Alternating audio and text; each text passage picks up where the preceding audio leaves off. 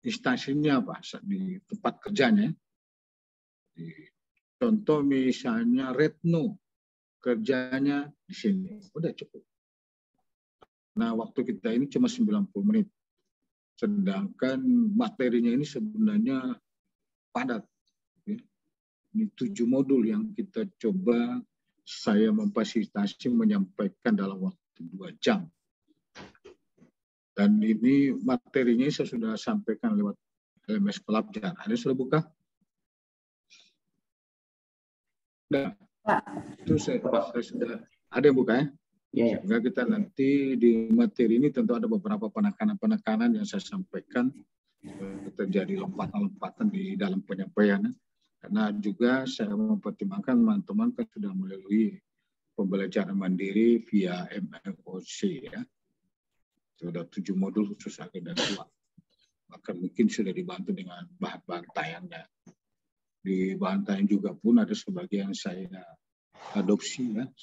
Saya tinggal penguatan saja penyampaian. Kemudian mari kita perkenalan ya. Kita mulai, silakan. Silakan siapa mau mulai? Ya. Mohon izin Pak, saya duluan. Silakan langsung aja. Yang pokoknya siapa muncul langsung. Assalamualaikum warahmatullahi wabarakatuh. Perkenalkan, nama saya Retno Fitri Arianti dari Dinas Koperasi UKM Perindustrian dan Perdagangan Kabupaten Bual. Oke, terima kasih. Pak, terima kasih. Dinas Koperasi ya. Jadi sebut saja nama asal kerja aja. Ya. Kalau salam ya, saya sudah wakili ya. Saya sudah wakili. Silakan. Lanjut, siapa? Muhammad Akbar. Assalamualaikum warahmatullahi wabarakatuh. Perkenalkan, nama saya Muhammad Akbar Fitra. Instansi saya Dinas Komunikasi, Informatika, Statistik, dan Persandian. Diskominfo. Cukup ya, nama Pak. Saja ya. Cukup ya, nama saja ya. Kalau ya. Salam iya memang wajib sih. Cuma maksudnya kita punya waktu kan cuma 2 JP. Oh, iya. 9 menit. Nama aja, nama tak belakda. Oke, lanjut. Nama saya Vika Vijayanti Oktavia, bekerja di Puskesmas Biau, Pak. Makasih. Puskesmas Biau. Lanjut. Nama saya Yoselin Grace Pondean, bekerja di Dinas Pekerjaan Umum dan Penataan Ruang. Dinas PU. Oke. Lanjut. Nama saya Sukri, bekerja di Puskesmas Lakea. Puskesmas Lakea. Oke, lanjut. Nama saya George, bekerja di instansi Satuan Polisi Pamong Praja. Satpol PP. Oke. Perkenalkan nama saya Minudin, instansi saya Ketahanan Pangan dan Pertanian. Oke, Ketahanan Pangan. Baik, terima kasih teman-teman ya.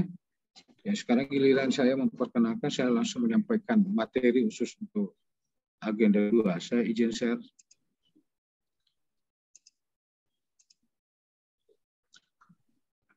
Jadi di agenda 2 ini kita fokus dalam pembelajaran nilai dasar PNS, yaitu tentang ASN berakhlak. Tapi sebelum lebih lanjut, saya perkenalkan diri. Nama ini cukup jelas namanya. Kalau sudah lihat sudah mengupload bahan ini, kemudian lahir di Gorontalo, Widya Suara Ahli Utama, pangkat sekarang 4D, alamat itu Bumi Anggur, kantor Asparman. Ini HP saya, nomor yang saya biasa pakai, yang mailnya. Kemudian riwayat jabatan, riwayat pekerjaan yang jelas sebelumnya jadi CPNS 89 dan PNS 90. Sebelum menjadi PNS, saya juga mengikuti pendidikan seperti yang teman-teman sekarang ikuti, tapi namanya saja berbeda. Dulu prajabatan, sekarang LACA. Itu kan sesuai dengan kurikulum atau dengan proses penyelenggaraan amanat daripada undang-undang. Dalam pelaksanaan tugas, saya alhamdulillah diberikan amanat menduduki beberapa jabatan struktural. Ini hanya sekedar referensi saja, dan hal ini mudah-mudahan bisa saya sharing dengan teman-teman, bisa memanfaatkan pengalaman saya di dalam menduduki jabatan struktural ini. Awalnya itu memang basic kesehatannya. Pertama di Balai POM, langsung di Kanwil, tuh 91 sampai 2000. Kemudian pindah lagi ke Inspektorat, itu kurang lebih hampir 13 tahun. Dan pernah menduduki pelaksana tugas inspektur, pindah ke Kepala Biro Pembangunan, Sumber Daya Alam, 2013-2015, jadi staf ahli gubernur, hanya 6 bulan, karena pindah ahli tugas, menjadi terakhir itu Kepala Badan Pendapatan Daerah Provinsi Sulawesi Tengah adalah jabatan struktural. Dalam posisi menduduki jabatan, kemudian panggilan tugas, niat saya beralih ke fungsional. Dan kemudian diterima melalui proses ya, seleksi, saya diterima dan pindah meninggalkan jabatan struktural itu bulan Juli 2021. Jadi kurang lebih dengan sekarang baru 1 tahun. Ya. Saya beralih tugas menjadi fungsional. Ini sekedar perkenalan saja ini, teman-teman. Tentunya di dalam jabatan ini kalau kita bicara kompetensi, saya juga menyesuaikan dengan baik pendidikan formal maupun pendidikan non formal atau pelatihan-pelatihan teknis ya. MM saya ini adalah memang di Magister Manajemen konsentrasi bidang keuangan daerah. Pembelajaran kita ini 2 kali tatap muka ya. Hari ini Selasa jam 7.30 sampai dengan jam 9. Di hari Jumat itu dimulai 13.30 sampai 16.15. Ini 3 JP. Ini 2 JP, 2 jam. Tapi mungkin teman-teman nanti saya akan koordinasikan dengan evaluator, dengan PSC. Di hari Jumat ini, posisi sekarang saya di LUT. Di LUT itu mengampu sebagai coaching ya, pembimbing. Kebetulan pada hari Jumat itu dari jam 8 sampai dengan jam 15.30 itu ada seminar ya. Sehingga mungkin akan bergeser. Ya, tetap mungkin 15.30 kita akan menambah 2 jam 15 menit itu berarti sekitar 17.45 ya. Nanti saya koordinasikan dengan evaluator. Tuh, pergeseran waktu ini. Karena memang tidak bisa kita hindari. Kalau di pembimbingan itu, karena itu sudah seminar akhir, mereka sudah menyampaikan laporan aktualisasi, karena saya sebagai pembimbing harus mendampingi pada mereka itu mengikuti ujian. Ini pertemuan kita. Kemudian kenapa teman-teman itu harus mengikuti LATSA? Kalau dulu saya itu kenapa harus mengikuti prajabatan? Kan itu ada amanat regulasi. Regulasi sekarang kita itu yang mengatur tentang aparatur sipil negara itu nomor 5 2014. Ini harus dipelajari nih. Kemudian aturan pelaksanaan itu diatur dengan PP nomor 11 yang awalnya 2017 berubah pada tahun 2020. Tetap masih nomor 17 ya, tentang manajemen aparatur sipil negara. Dan pelaksanaan pelatihan ini diatur dengan peraturan LAN nomor 10 itu di tahun 2021 berubah pada tahun yang sama itu dengan nomor 1 ya, tahun 2021. Perubahan-perubahan regulasi ini. Sedangkan untuk penyelenggaraannya itu sudah diatur dengan keputusan lembaga aparatur negara. Dan kurikulumnya juga diatur oleh Kaplan ya, dari nomor 13, nomor 14. Sedangkan keterkaitan dengan nilai ASN berakhlak itu keluarkanlah surat edarannya Menpan RB nomor 20 tahun 2021 tentang implementasi core value dan employee branding ya, ASN. Ini yang kita akan sama-sama untuk pelajari di agenda 2 ini atau di nilai dasar ASN. Kenapa hal ini teman-teman harus mengikuti LATSA? Ya ini, pada akhirnya teman-teman menjadi PNS yang profesional dan berkarakter. Jadi karakter PNS itu dibentuk dalam rangka apa? Supaya saudara-saudara itu menjadi ASN yang profesional dan berkarakter.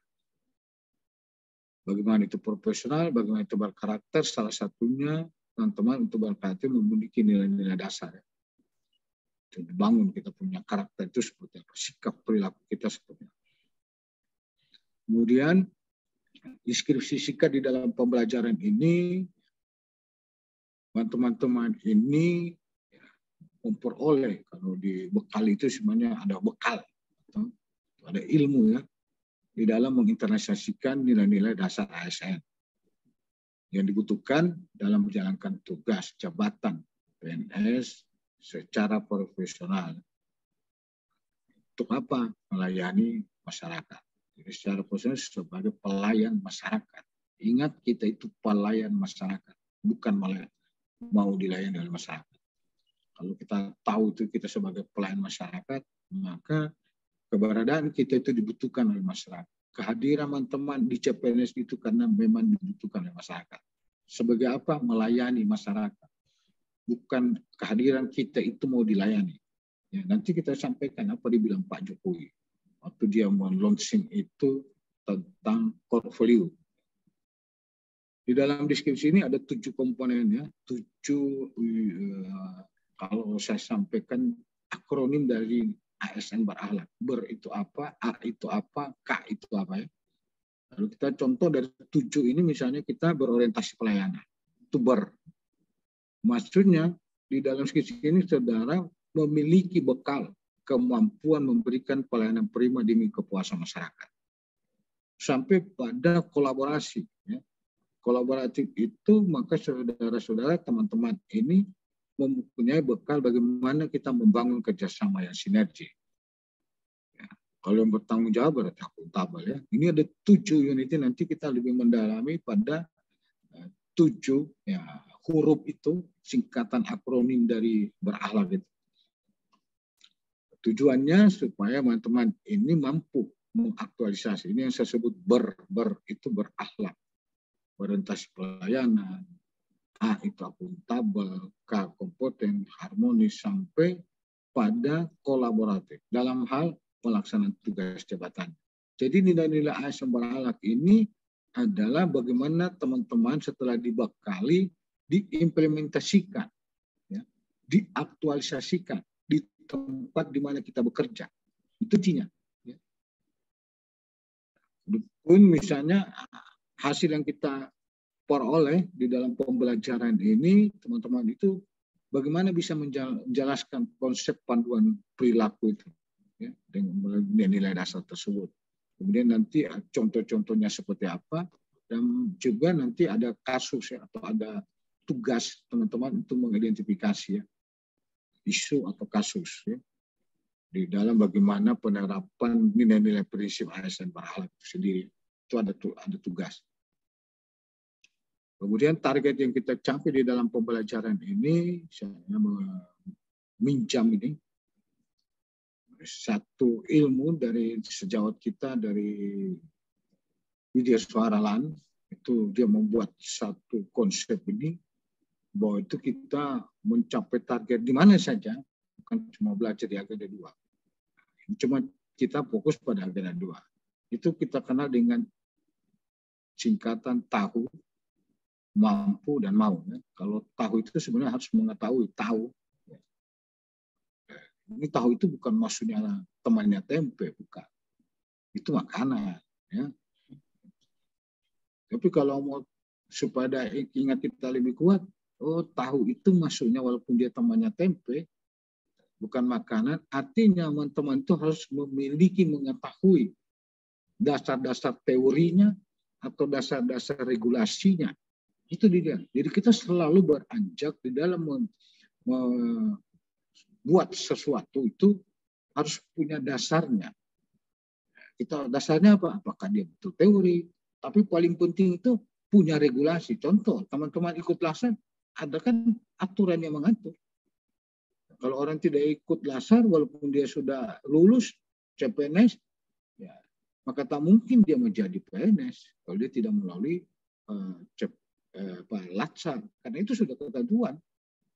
Kemudian dalam pembelajaran ini tadi di diskusi itu saudara-saudara ini teman-teman harus mampu bagaimana nilai-nilai ASN berhalak itu dapat kita aktualisasikan, kita implementasikan, atau kita habituasikan, atau kita berikan satu aksi di mana lingkungan kita bekerja, atau di mana kita diberikan amanah dalam jabatan itu, tugas itu di mana tempat bekerja ya. Namun sebelumnya itu kalau kita sudah tahu ini dan mampu, yang paling penting itu harus mau. Mau itu harus punya daya semangat, ada motivasi, harus ada gairah. Tapi kalau dia mau, kalau tidak ada semangat, tidak ada motivasi, dengan bagaimana kita bisa mampu, bagaimana kita bisa ingin mengetahui regulasinya. Ya, di sini kuncinya harus semangat, harus motivasi. Apalagi teman-teman ini kan orang yang ya, bersyukur ya, sudah masuk di CPNS. Jadi ini ingin tahu dan harus mampu itu mau dulu. Misalnya teman-teman hadir di prajabatan atau di Latsar ini kalau tidak mau, tidak mungkin hadir di rumahnya. Itu kan ada kemauan. Ya. Jadi intinya itu harus kemauan. Kemauan itu hal yang kita artikan itu mau bukan dalam kata-kata, tapi kita tunjukkan dari semangat, tunjukkan gairah kita, tunjukkan kita untuk motivasi kita. Ya. Nah, kalau kita pinjam tadi kita teori ya dari si Anderson dan Cretwell, kalau orang pendidikan dia tahu dalam proses pembelajaran ada 6 level ranah. Ya. Menurut Pak Anderson, ya, itu kita mulai pertama itu ya di istilahnya C1, ya, kognitifnya bagian 1 itu pertama kita mengamati, ya, kemudian itu mengingat, ini bahasa. Katakanlah mengamati, mengingat terhadap apa? Sesuatu misalnya yang kita laksanakan sebelumnya. Atau kita mau ada fakta atau ada hukum sebelumnya, ya itu kita sama saja teman-teman sudah melalui MOC, itu sudah mengamati, ya, sudah mengingat apa yang teman-teman sudah lalui di MOC. Kemudian itu setelah itu kita mengerti apa yang kita dapatkan di MOC itu, kita mengerti dulu apa yang di dalamnya, ya, sampai pada tingkatan yang terakhir itu yang paling puncaknya. Kenapa ini segitiga? Pengertian segitiga kalau kita tarik segitiga ini lebih besar kita. Ya. Ruang yang harus kita gunakan itu kita harus memiliki, kita harus mengamati dulu, mengingat. Di sini paling besar. Kalau kita tarik lagi, tinggal mengerti itu tinggal sedikit lagi. Ya. Sampai terakhir, di sinilah sudah masuk implementasi. Anda disuruh bagaimana menyusun. Action kita sudah di sini. Nanti di sini kalau di dalam proses pembelajaran Latsar ini, teman-teman di akhir ini saudara dibutuhkan satu kreativitas atau mencipta atau inovasi melalui suatu kegiatan rancangan aktualisasi. Di sana ada gagasan-gagasan sifat. Nah, gagasan itu tentu sifatnya kreatif atau sifatnya inovatif yang dilahirkan dari di mana teman-teman berpikir kritis terhadap sesuatu di mana tempat kerja teman-teman itu melihat, oh ini perlu diperbaiki. Intinya memperbaiki. Bukan berarti melihat sesuatu, membuat satu inovasi, bukan memperbaiki, malah menjadi tidak baik. Yang baik menjadi tidak baik. Itu kan sebenarnya bukan inovasi. Inovasi itu kan satu, bagaimana kita membuat satu perubahan. Dari yang sebelumnya baik, akan menjadi lebih baik. Bukan berarti, apalagi kalau yang tidak baik. Yang tidak baik itu bagaimana menjadi baik. Ya. Ini yang perlu kita. Ini kalau kita pinjam 6 level anak kognitif yang disampaikan dari teori taksonomi Bloom ya, yang dikan oleh Pak Anderson dan Cretwell dalam 2001. Oke, ini mengantar kita ya sebagai warming up. Ini ternyata kita harus belajar itu punya tingkatan-tingkatan. Tidak serta-merta ibaratkan orang baru lahir langsung dia merayap. Tidak kan. Dia ada tahapan-tahapan.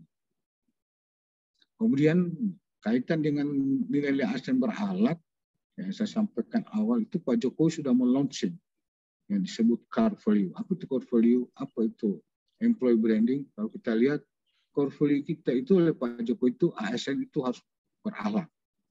Employee branding itu harus bangga melayani bangsa. Karena disebut berakhlak ini akronim dari kata ber itu, misal kuning ini, itu akronim ini, ya. Berakhlak itu. Kalau berorientasi, ini akuntabel dan sampai pada kolaboratif. Itu kata Pak Jokowi waktu dia melaunching ini. Maksudnya apa disampaikan Pak Jokowi? Hai para ASN, maksudnya kalau saya sampaikan begitu, kita ini harus mempunyai orientasi yang sama. Namanya saja ASN, orientasinya seperti apa? Memberikan pelayanan terbaik untuk masyarakat. Jadi kita itu punya orientasi, tujuan yang sama. Ya, karena kita melayani masyarakat, ya kita harus memberikan pelayanan yang terbaik. Jadi kalau tidak heran kalau ada masyarakat yang mengkritisi atau memberikan saran masukan atau dia terhadap beberapa pelayanan yang tidak baik. Karena itu mereka punya tuntutan. Maka oleh sebab itu untuk kita bisa memiliki jiwa melayani pada masyarakat, kita harus wajib menanamkannya pada diri kita. Ya. Catatan pada diri kita harus bertekad bahwa kita itu pelayan masyarakat, memberikan atau membantu masyarakat agar mereka itu mendapat pelayanan yang mereka butuhkan, bukan pelayanan menurut kita punya mau oleh ASN.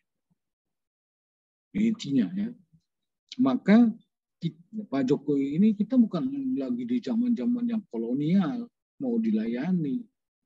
Kita sudah berada di zaman yang serba hibrid, banyak perubahan yang ekstrim, perubahan yang tidak bisa kita sangka-sangka ya. Dan sekarang selalu dalam pelaksanaannya itu berkolaboratif, selalu bekerja sama. Dengan demikian Pak Jokowi tidak ada lagi kita moral bilang ego itu maksudnya ini saya punya, atau ini anu punya ya. Tidak ada lagi ego seperti itu yang diharapkan karena kita sudah dimintakan karena punya orientasi yang sama memberikan pelayanan pada masyarakat, tertanam pada jiwa kita sebagai pelayan. Dan ini bukan lagi zaman baholang. Kita tinggalkan ini ya. Ego ini, ego sektor, ego daerah, apalagi ego ilmu. Ini harus kita tinggalkan oleh Pak Jokowi. Supaya betul-betul harapan itu masyarakat bisa terwujud di tangan kita selaku ASN. Kemudian ini, yang ASN berakhlak ya, ini akronim dari kata ini, yang di-launching oleh Pak Jokowi. Dan ini sudah ditetapkan dengan surat edaran Menpan RB tadi. Nomor 20 tahun 2021. Kemudian kita apa sih itu berorientasi pelayanan? Orientasi pelayanan itu kaitan bagaimana kita memiliki komitmen memberikan pelayanan prima demi kepuasan masyarakat. Jadi orientasi pelayanan itu bagaimana masyarakat itu merasa puas dengan pelayanan kita berikan ya. Karena itu kata kunci itu maka akan lahir untuk mendapatkan atau melaksanakan itu dengan katakanlah kita berkomitmen. Kalimat afirmasi itu artinya pernyataan. Kami berkomitmen. Itu sudah, kalau ibarat itu kalau kita gepak tangan, kami, itu semangat itu. Supaya apa? Bagaimana melihatnya itu? Pernyataan itu. Sudahkah kita responsif?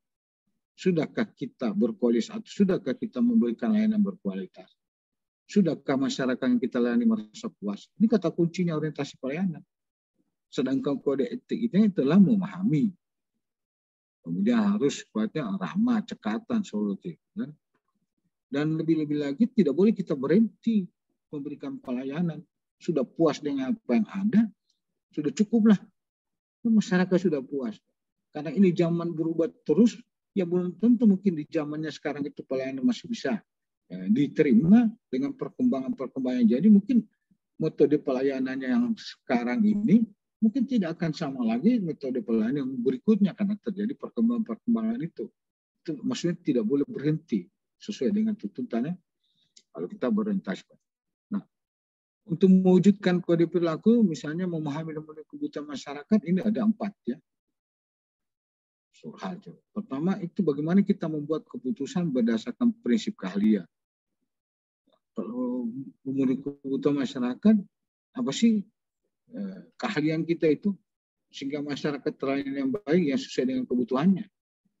Misalnya seorang dokter, tentu dia menetapkan bahwa ini masyarakat atau pasien yang dilayani ini mau diobati, tentu dia menetapkan penyakit itu atas keahliannya.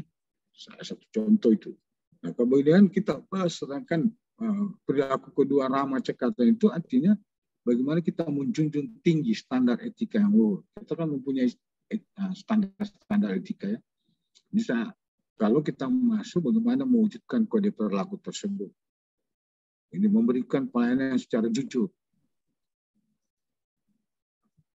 Tadi disampaikan kita tidak boleh berhenti memberikan pelayanan karena itu perwujudan dari hal tersebut artinya itu bagian kita mempertanggungjawabkan tindakan atau kinerja kita kepada publik karena kita melayani masyarakat. Paling tidak bagaimana kita mengutamakan atau mencapai satu hasil sehingga mendorong kinerja kita seorang ASN, seorang pegawai. Ini kalau mewujudkan melakukan perbaikan tidak ada itu. Kalau pada wujud kode perilaku tadi ya, kasih pelayanan. Yang ini kita jabarkan. Kemudian lanjut, apa sih pelayanan publik? Kita berbicara menurut Undang-Undang Nomor 25 Tahun 2009 tentang pelayanan publik. Kalau pelayanan publik kan ada kegiatan atau satu rangkaian ya, di dalam apa? Pemenuhan untuk kebutuhan sesuai dengan peraturan. Nanti yang mendasari kita melakukan pelayanan itu kan ada dasarnya. Enggak seenak saja kita memberikan layanan tanpa didasari dengan regulasi-regulasi. Jadi sehingga bagi setiap warga itu negara dan penduduk atas barang dan jasa itu yang kita penuhi. Kalau kita bicara pelayanan terhadap jasa orang kesehatan kan sudah jelas. Dia memberikan layanan jasa terhadap masyarakat yang butuh layanan, misalnya dia ingin berobat, ingin menyembuhkan sakitnya ya. Ini karena namanya pelayanan publik, apa yang kita lakukan itu disediakan oleh penyelenggara pelayanan publik. Kita itu ada di dalam sebagai penyelenggara pelayanan publik. Kenapa? Kalau kita lihat penyelenggara pelayanan publik itu siapa saja? Itu kalau dari sisi kelembagaan sampai dengan ke bawahnya itu teman-teman sampai di kabupaten atau bahkan sampai di kecamatan itu kita bagian dari unit lembaga yang paling tertinggi. Contoh misalnya dari kesehatan. Kalau dia lembaga misalnya departemen dari atau mungkin dari mana nih? Pertanian di Kominfo kan dia dari departemen dulu. Masuk ke provinsi tentu dari dinas-dinasnya, masuk ke kabupaten begitu juga, sampai kepada di unit kerja pelaksana penyelenggara itu. Nah, pelaksana penyelenggara itu ada siapa di dalamnya? Tentu ada ASN di dalamnya yang melakukan atau menyelenggarakan atas layanan tersebut. Siapa itu masyarakat? Intinya masyarakat yang mau dilayani, yang membutuhkan pelayanan, ya. Terus sebagai seorang warga negara, sebagai seorang penduduk, saya masyarakat itu kayak ASN. Saya ini sebagai penerima manfaat yang nanti ASN akan lakukan sebagai pelayan publik. Oleh karena itu kalau menurut PP itu 3 unsur penting di dalam pelayanan publik itu adalah pertama, ada ASN di dalamnya. Tadi saya sampaikan, ASN itu sebagai penyelenggara. Kenapa ASN sebagai penyelenggara? Karena Bapak bilang di sini, penyelenggara itu kan satu lembaga. Iya, karena kita berada dalam satu struktur atau satu unit perangkat daerah, misalnya saja, yang sebagai institusi penyelenggara. Kalau cuma bicara institusi, siapa yang menyelenggarakan? Pasti tentu manusianya. Siapa manusia dari institusi itu? Ya kita, ASN di dalamnya. Jadi itu. Kemudian apa yang harus kita berikan? Ada masyarakatnya. Jadi masyarakat itu minta mau dilayani. Karena dia penerima layanan. Nah, kalau seperti itu, apa yang hasilnya kita wujudkan di dalam pelayanan publik? Tidak adalah masyarakat yang kita layani itu merasa puas, ya. Ada kepuasan masyarakat. Jadi 3 unsur ini ada di dalam pelayanan publik yang paling penting kita sadari. Dan yang perlu kita ingat. Saya selalu sampaikan ya, kurang lebih hampir 30-an tahun saya jadi pegawai itu kadang baru kita sadari kita ini rupanya pelayan nih. Walaupun kita lakukan itu. Tapi ada juga yang tidak menyadari, baru dibilang, hai pelayan. Kebetulan yang tahu aturan ini, dia sudah baca ini undang PP nomor 25 ini tentang pelayanan publik. Tersinggung nih ini pegawai. Kau kira kau punya pelayan saya? Alah, sebahaya. Berarti dia tidak memaknai dia unsur bahwa dia kita itu adalah penyelenggara yang memberikan pelayanan pada masyarakat. Dia kira kita itu sama dengan pelayan toko, sama dengan pelayan swalayan. Sama namanya pelayan, cuma beda yang kita layani. Kalau ASN itu melayani masyarakat sesuai dengan fungsi kita. Kalau seorang kesehatan tentu melayani di bidang kesehatan. Terus kalau swalayan itu Pak pelayan swalayan, dia melayani di mana di tempat dia bekerja di swalayan itu apa yang diberikan. Jasa apa? Ya sama. Kalau pramugari Pak, itu pelayan juga. Dia melayani jasa sebagai itu di sana yang dilayani siapa? Penumpang. Kalau pelayan mall itu tentu si pembeli. Tidak ada beda. Ya. Pelayan sama. Cuma pelayan itu tentu di mana kita mengartikan atau mengimplementasikan sesuai fungsi kita, kedudukan kita di mana. Masih mau. Ini harapan masyarakat. Karena kita sebagai pelayan publik, ini pada umumnya nih, pelayan masyarakat. Dia itu ingin lebih baik. Dia ingin mau lebih cepat. Itu menurut Pastor ini Batar ya. Kalau itu dia mau lebih baru menurut orang lebih murah. Kemudian lebih sederhana. Ini 5 unsur ini selalu kita perlu tanamkan. Ini keinginan masyarakat. Bagaimana kita memberikan kepuasan masyarakat, kita tidak tahu ini ada unsur-unsur seperti ini. Kadang-kadang yang sederhana dibikin rumit. Kalau yang rumit lagi dikasih rumit lagi. Bagaimana masyarakat mau puas? Sudahkah kita memberikan kepuasan atau kebahagiaan kepada publik sebagai seorang pelayan? Ini harapan mereka ini. Itu lebih baru itu ya. Maksudnya kenapa begitu terus dia itu tidak pernah berkembang. Pelayanan seperti itu terus. Padahal itu pelayanan yang sama dilakukan di tempat lain. Itu sudah lebih baru caranya. Kita masih pola-pola lama. Orang bilang masih status quo. Bertahan dengan pola lama. Akhirnya apa? Dengan cara seperti itu. Karena harapan masyarakat tidak terpenuhi. Jangan berharap kita berada di satu layanan yang menjadi unggulan kita. Harapan misalnya kalau kita di Pemda itu, apa sih harapan Kepala daerah kita untuk memenuhi harapan masyarakat, sedangkan kita sendiri masih seperti itu terus. Nah, ini yang perlu kita pahami atau tanamkan bersama ya. Kenapa? Tadi kita bicara pelayanan prima, pentingnya pelayanan prima. Ada 7 unsur pentingnya pelayanan prima. Kita tadi bicara memberikan pelayanan prima ini untuk kepuasan masyarakat. Kita pahami dulu ya. Misalnya kita memberikan kepuasan pelanggan, orientasikan puasa pelanggan. Kalau masyarakat atau pelanggan itu merasa puas, itu sebagian dari promosi. Oh, sana itu di puskesmasan itu bagus. Ada Ibu Yoselin di sana itu, dia kita dilayani yang bagus kita di situ itu. Itu bagian dari promosi. Tapi coba bayangkan kalau tidak bagus kita punya layanan kita kepada pelanggan. Jangan di sana itu ada di puskesmas sana itu namanya Yoselin. Judes orangnya. Kalau sudah seperti itu kita ini contoh saja. Tapi kalau Yoselin kan tidak judes ini orangnya kan bersenyum saja ini. Ya contoh aja. Tapi ini Yoselin yang lain tanpa lain, ya. Nah, dia promosi. Jadi apa? Harkat kita punya unit kerja itu kan menjadi oleh masyarakat, diterima oleh masyarakat. Itu promosi.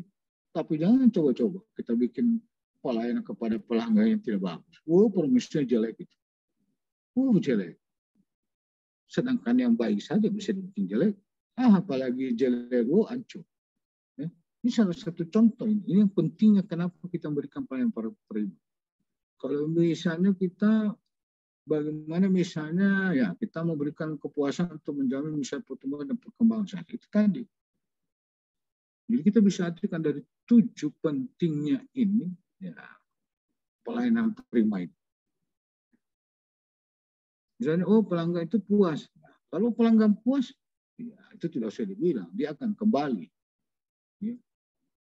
Kadang-kadang cakupan misalnya target kita di 1 unit layanan itu sesuai dengan tugasnya kita ingin supaya peningkatan kinerja kita dengan keberadaan misalnya orang yang kita sasaran yang kita akan lakukan. Katakanlah misalnya dibutuhkan orang itu bisa datang yang membantu meningkatkan layanan kita itu sendiri. Tapi kalau dia tidak puas, mana mungkin dia mau balik? Mau lewat di tempat itu dia tidak mau lewat lagi kalau perlu. Kalau ada jalan baru dibikin jalan baru dari tempat itu, kan? Karena dia sudah berkesan menjadi tidak baik, tidak puas dia diberikan layanan. Ini artinya begitu. Apalagi kalau dia pikir, berharap puas mau dilayani, dia ketemu ada namanya retno di tempat itu, sudahlah. Tuh dia bikin layanan, dia layani saya tidak bagus itu. Baru saya datang, dia sudah bentak-bentak. Bukan Retno Fitri, Retno di sana. Ya. Jadi kan tidak ada. Mana mungkin ya mau kembali. Itu kalau apalagi kalau kita bergerak di bidang layanan yang tentunya memberikan hasil finansial ya. Kita ingin mendapat rezeki dari situ di mana layanan kita buat, ternyata kita berikan layanan tidak baik, mana mungkin ada rezeki masuk. Tidak kembali dia. Bahkan dia promosikan lagi, jangan. Tidak usah kok ke situ. Bahkan di saya sendiri tidak pernah lagi lewat di situ. Kenapa? Tidak. Ampun saya, dia punya pelayanan sangat bagus. Dia punya makanan, tidak enak. Cuma dia nama dia bilang makanan enak, tidak ada. Sampai dimakan tidak enak-enak. Itu kan salah satu contoh. Nah, karena bagaimana kita mewujudkan pelayanan prima? Ini ada 6 hal yang perlu secara sinergi kita harus lakukan. Karena di salah satu unit layanan itu pasti ada pemimpinnya. Nah, di situ harus bergerak dari pemimpin dulu. Komitmen pemimpin itu. Maukah kita memberikan penyelenggaraan atau layanan yang terbaik? Tidak hanya didukung oleh dari kemampuan punya keuangan saja, tapi bagaimana kita memberikan layanan yang terbaik. Tentu performance kita harus kita bangun. Itu yang harus ada di komitmen pimpinan, di top manager. Kalau sudah ada itu, tinggal apa sih konsep-konsep strategi kita di dalam menyediakan layanan? Sehingga sesuai dengan kebutuhan masyarakat. Setelah memiliki itu, tentu di setiap layanan punya standar. Harus ada standarnya. Makanya setiap di layanan itu, kenapa harus kita membuat SOP, standar operasional prosedur itu? Itu kan bagian dari standar supaya layanan itu sudah bisa terarah, tersistematis. Dan setiap orang itu mengikuti itu. Tidak seenaknya saja. Sudah ada SOP, dia lompat-lompat lagi. Kemudian kita lihat, ini kita memberikan apa? Perlindungan bagi si pemberi layanan. Nah, ini misalnya si pegawai. Di samping itu juga bagaimana kita memberikan perlindungan bagi orang yang kita layani. Dalam hal ini misalnya ada pengaduan masyarakat. Itu karena kita harus memiliki itu. Ya. Yang disebut statutory ya, both employer and customer. Jadi kita mengapa customer ya, dengan sumber daya kita yang ada. Selanjutnya itu kita memiliki manajemen productivity-nya ya. Artinya kita memiliki sumber daya manusia, kita memiliki infrastruktur yang ada. Kita harus miliki itu. Jadi sumber daya manusia itu kita kembangkan kompetensinya. Kita berikan jaminan dia, keamanannya. Kita berikan dia keselamatan kerjanya. Kemudian ada satu fleksibilitas dia bekerja. Fleksibilitas dia.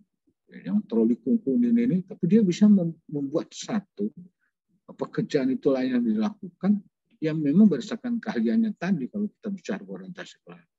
Dalam pelaksanaan itu kita melakukan monitoring untuk apa? Terakhir ini kita lihat perkembangannya. Layanan yang kita lakukan itu apakah sudah memberikan kepuasan masyarakat? Atau layanan yang kita berikan itu apa? Cakupannya seperti apa? Itu gunanya. Oh, kalau dia misalnya belum sampai atau belum maksimal, dimaksimalkan. Itu gunanya kita selalu monitoring. Karena di saatnya itu kita bisa lihat seberapa jauh keterkaitan pelayanan dari satu sampai ini dan orang-orang yang terlibat dalam pelayanan itu apakah sudah mengarah atau sudah ada hasilnya sudah menunjukkan kepada kepuasan masyarakat. Intinya itu, Anda salah satu direktur rumah sakit yang sekarang wakil wali kota itu, dia sebutkan, saya berhasil memberikan pelayanan yang prima, diukur dari mana dia? Kalau orang Cina sudah masuk di rumah sakit Undata, dia sudah berhasil. Orang Cina itu kan dia yang punya banyak duit, katakanlah itu ukurannya dia. Dia butuh layanan yang sangat baik. Dia bisa bayar apa saja kalau dia mau. Itu ukurannya dia. Berarti saya bisa mengukur bahwa apa yang diharapkan oleh kebutuhan itu oleh masyarakat terwakilkan, misalnya orang Cina, orang yang ada, atau misalnya orang yang kaya saja kalau dia masuk, itu berarti sudah berhasil kita. Itu ukurannya dia. Tentu dia sudah menyiapkan semua ini. Ya, 6 hal tersebut. Ya.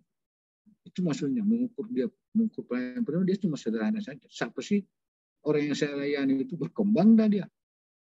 Nah, jangan kita barang kita hanya melayani saja karena namanya rumah sakit pemerintah melayani orang miskin saja. Tidak. Semua orang tidak dibeda-bedakan. Harus masuk di dalam unit pelayanan kita itu siapa saja.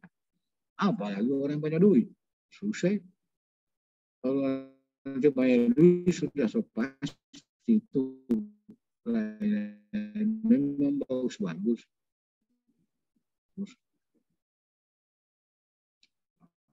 Bagaimana kita mewujudkan perilaku layanan? Ini perilaku kita. Terus membangun sikap perilaku dan senyum. Salah satu ini. Atau tidak biasanya namanya PNS, pakai baju dinas gagah-gagah. Dia lihat ada teman di samping. Tidak biar menyapa, tidak. Orang bilang tidak mengintip. Duduk, Itu orang bilang, tidak mengintip dia itu. Apalagi kita terlibat di mana kita memberikan layanan kepada orang tersebut. Menyapa saja tidak. Paling tidak, apa kabar Pak? Kan begitu, menyapa. Atau mungkin salam, ya. Ada lagi yang lebih bagus, apa yang saya bisa bantu Pak? Itu kan maksudnya. Itu sudah tampil. Baru melayani lagi yang senyum. Ya. Kalau saya waktu lalu orientasi masih di kesehatan dulu, pernah di orientasi di rumah sakit Banyuwangi, dia sudah memang menerapkan pelayanan sangat prima. Salah satunya itu dia misalnya melatih pegawainya itu harus senyum. Bayangkan dia melatih pegawai itu 1 minggu supaya dia senyum betul-betul lahir dengan betul senyum. Bukan senyum dipaksa. Boleh juga melatih senyum, tapi jangan juga melatih senyum sendiri. Tarik orang lewat, kenapa itu si itu, siapa namanya? Si Vika itu bersenyum sendiri itu. Padahal Vika sama latihan bersenyum ini, cuma bersenyum sendiri. Orangnya seberapa hari dia begitu tuh. Maksudnya melatih senyum kan, supaya kita orang yang dilayani itu ya, kalau itu cepat dan tepat waktu. Ini adalah beberapa unsur perilaku yang harus kita miliki. Ya ini mengucapkan terima kasih kan, terima kasih Pak sudah datang ya. Kalau biasa itu terima kasih datang di rumah ya. Dia bilang ini kalau kita melayani tamu di rumah, terima kasih Pak sudah datang. Sering-sering ke sini Pak. Tapi dalam hatinya Pak mutung. Sering-sering ke sini. Dia bilang, mau dilayani terus ya? Nah, itu jangan sampai seperti itu. Baik. Kalau kita simak dalam pembelajaran berorientasi pelayanan tadi di mata pelatihan ini, apa yang menggambarkan ini? Sudahkah kita responsif? Sudahkah kita melakukan pelayanan berkualitas? Sudahkah masyarakat itu terpuas kita berikan layanan dengan model ini? Apa kira-kira yang gambaran ini penjelasan dari gambaran, informasi apa dalam foto ini? Ya, mungkin ada yang bisa menjelaskan salah satunya. Sebut nama. Apa informasi yang diberikan dari foto ini? Kaitan dengan berorientasi pelayanan. Ada yang bisa?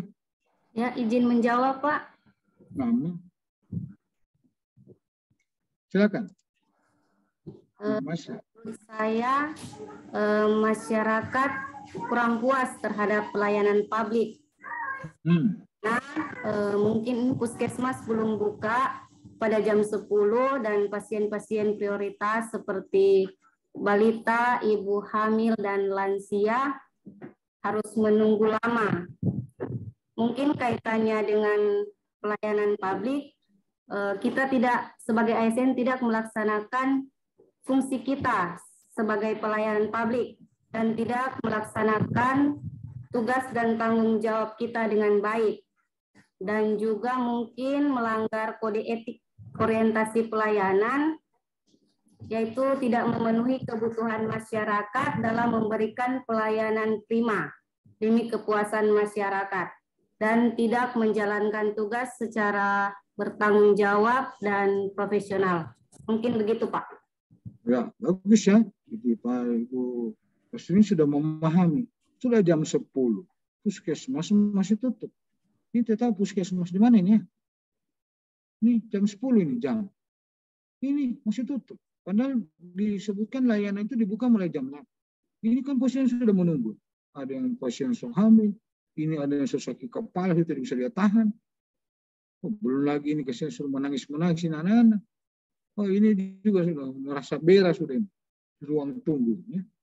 Seperti itukah kita biarkan masyarakat menunggu kita padahal kita sebagai seorang pelayan ya. Pak bisa ini. Jadi kita sudah bisa mengatakan ternyata tidak harus seperti itu kita sebagai pelayan ya. Yang diberikan tanggung jawab ini contohnya di puskesmas. Cuma tadi di puskesmas mana contohnya ini. Mudah-mudahan tidak di puskesmas di Buol ini. Oke.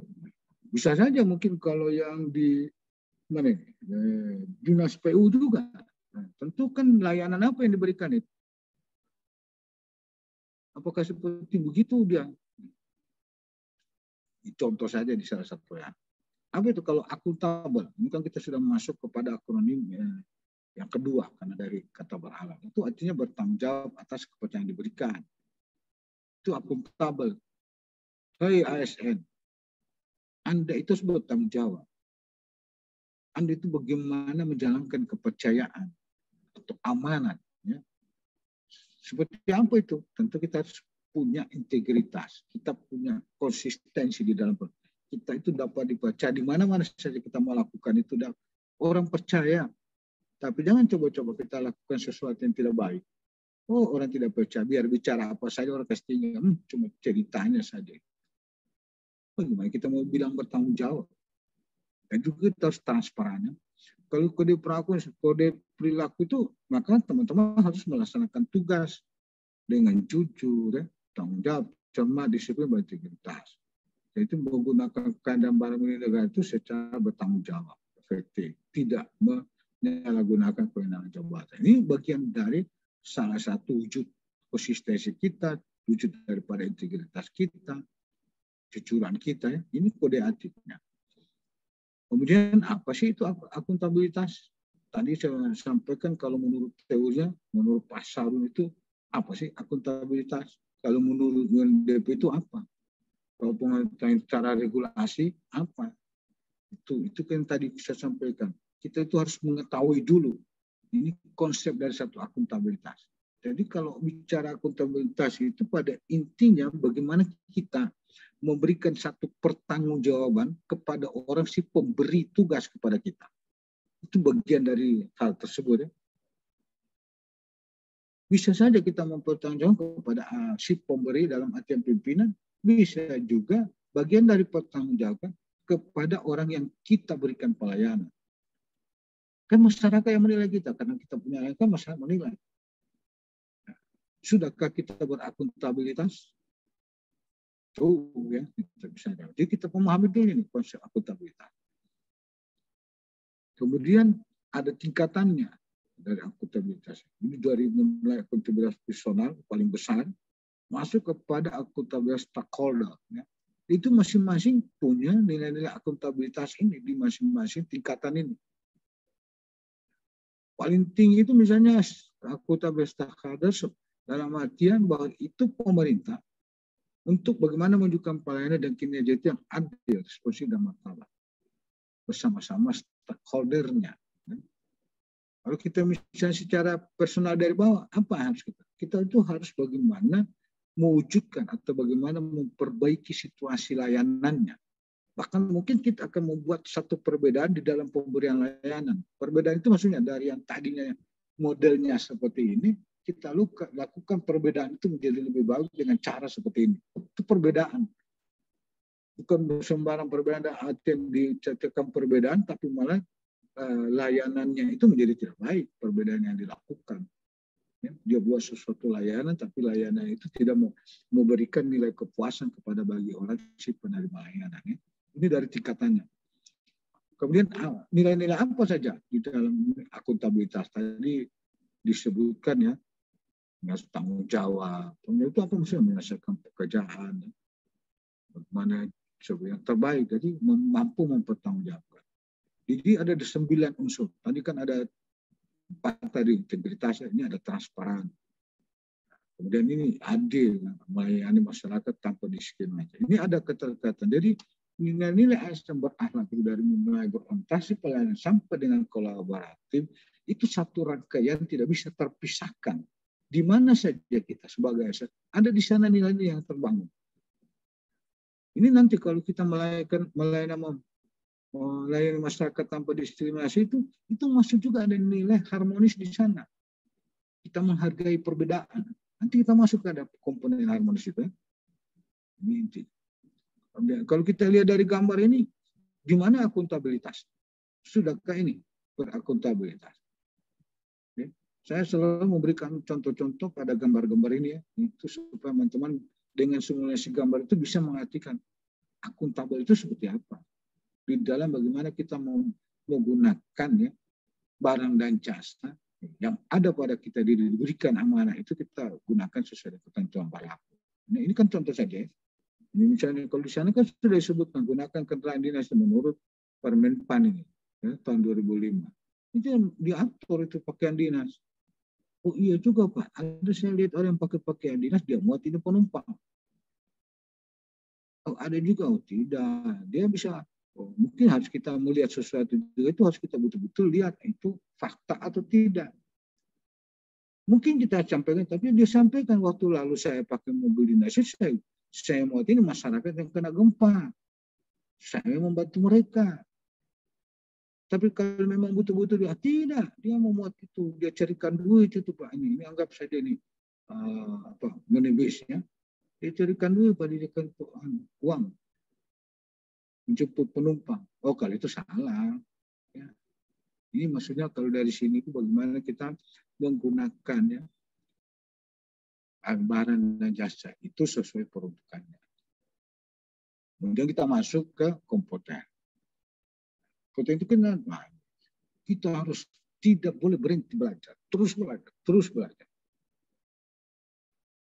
Untuk apa? Mengembangkan kapabilitas kita, jangan berhenti belajar karena tuntutan itu di mana saja semua itu membutuhkan ilmu, membutuhkan satu keahlian. Sehingga kalau satu kalian besarkan tuntutan dari satu pekerjaan, tentu kita harus memiliki kompeten. Bukan import, kompeten. Ya? Kompeten.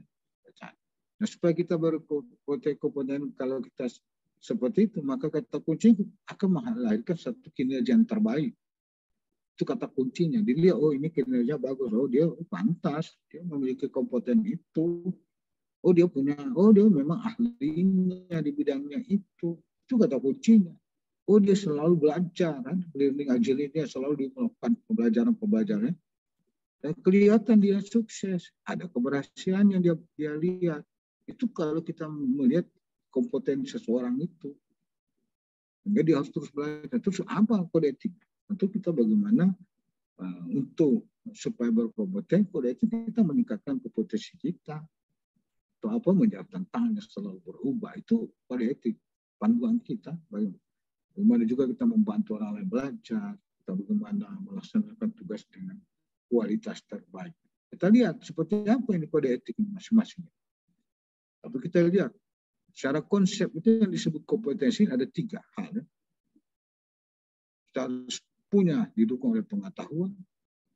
Tidak cukup dengan pengetahuan, kita harus juga memiliki keterampilan. Tidak cukup itu, kita juga harus punya sikap dan perilaku. Dari 3 komponen ini, itu baru disebut kompetensi.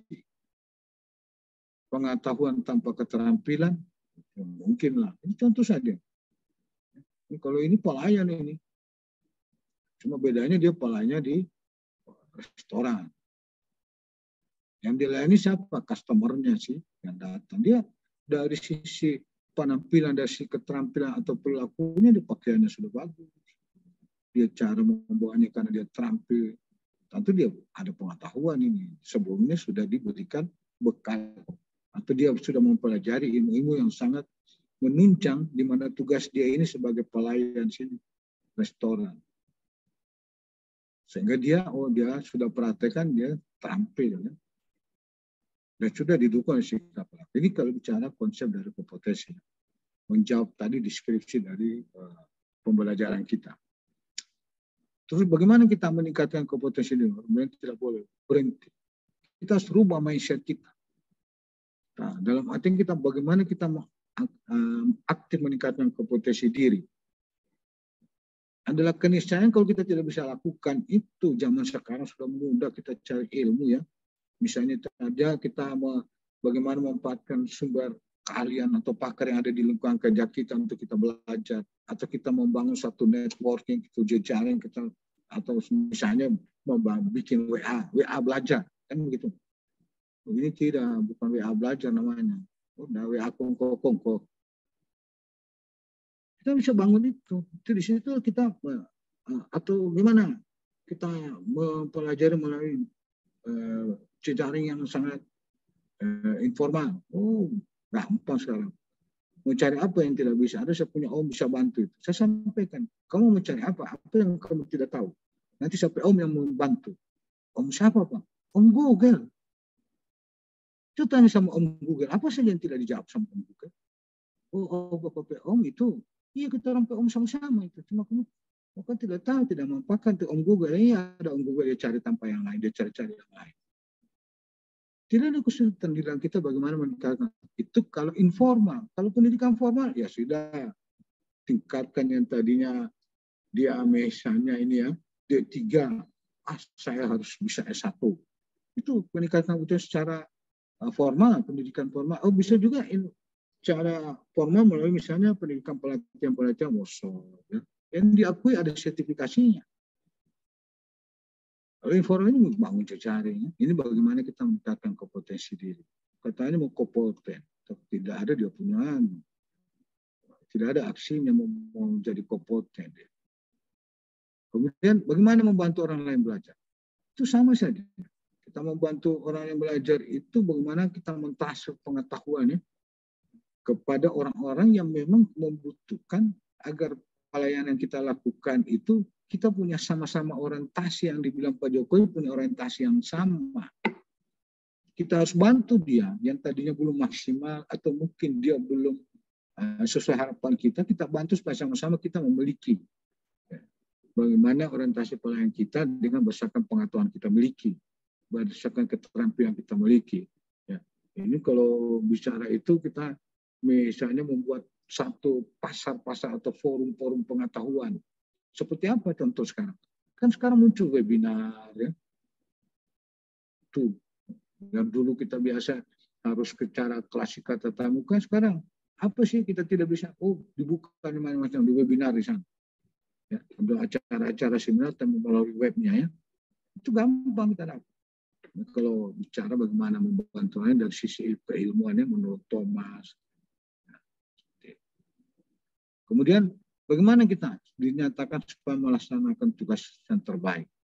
Bahwa kita itu kompeten. Bahwa kita menganggap bahwa kita tanamkan pengetahuan itu bagian dari satu karya. Jadikan dia pengetahuan menjadi karya. Bagaimana satu pengetahuan itu dia memiliki makna hidup dan bisa bekerja baik. Bahkan kita mempunyai tipikal individu, itu tadi dari awal. Bagaimana kita mengetahui, bagaimana kita mampu kalau kita sendiri tidak ada semangat. Ini paling penting. Untuk melaksanakan coba itu, tipikal individu kita harus kita bangun. Semangat kita itu bersemangat berkarya. Bagaimana supaya kita itu didorong kita. Bagaimana kita menuju kepada mensukseskan pekerjaan kita diamanatkan. Kalau kita lihat simak dari komentar ini, kurang lebih 30 menit, ya. Ini dia membangun kompetensi ini melalui pelajar ya, bersama. Ini katakanlah ini si Aminuddin ini waktu masih di SMP ini ya, Pak Aminuddin ya, Aminuddin di sini dia menunjukkan ini. Dia punya ilmu, dia sampaikan kepada teman-teman, oh begini nih. Nah ini misalnya ini si siapa namanya, kata lain. Oh ya si Vika. Nah, ini Vika di sini menyampaikan juga ini. Dia membantu dia orang belajar supaya bisa berkompetennya belajar bersama. Ini dibentuk salah satu kalau kita simak foto dari penjelasan tadi, kompeten, membangun kompeten, mewujudkan kompeten ini melalui kelompok belajar. Ya. Salah satunya. Saling membagi di sini. Ya. Ini contoh saja.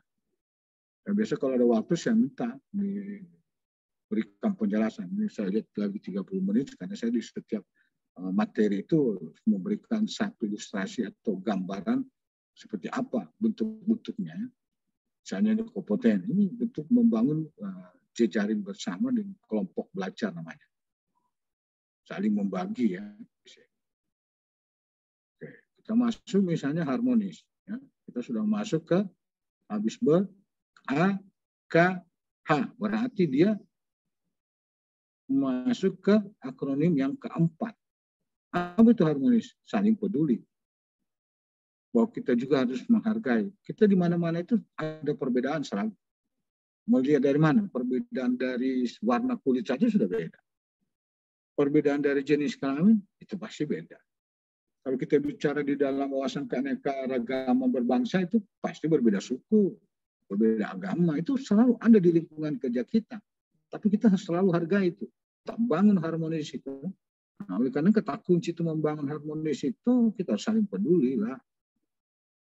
Kita harus menghargai satu perbedaan. Kita melaksanakan itu dalam keselarasan di dalam melaksanakan tugas-tugas itu ya. Kode etiknya apa? Ya itu. Jadi kalau kita mempelajari ini unsur-unsur nilai asam berhala, kita tarik dari definisinya, kata kuncinya, itu satu hal keterkaitan tidak terlepas. Mau bicara kode etik, ini kata kuncinya. Mau bicara kata kunci, ini kode etik. Untuk mencapai kata kunci kode etik, ini harus kita bangun. Ya. Ini penegasan atau penguatan di mana mempelajari unsur harmonis. Saya selalu sampaikan, apa itu harmonis?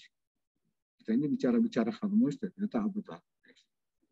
Oh, saya kira harmonis itu yang ada di Jakarta itu, Pak. Yang tempat ini pemberhentian itu ya. Bis-bis itu. Atau, oh, kita turun di harmoni. Oh, itu harmoni, bukan harmonis. Kalau orang sedang pergi ke Jakarta ya. Jadi satu harmonis itu disebutkan bagaimana kita bekerja sama. Dengan berbagai faktor, dengan berbagai perbedaan.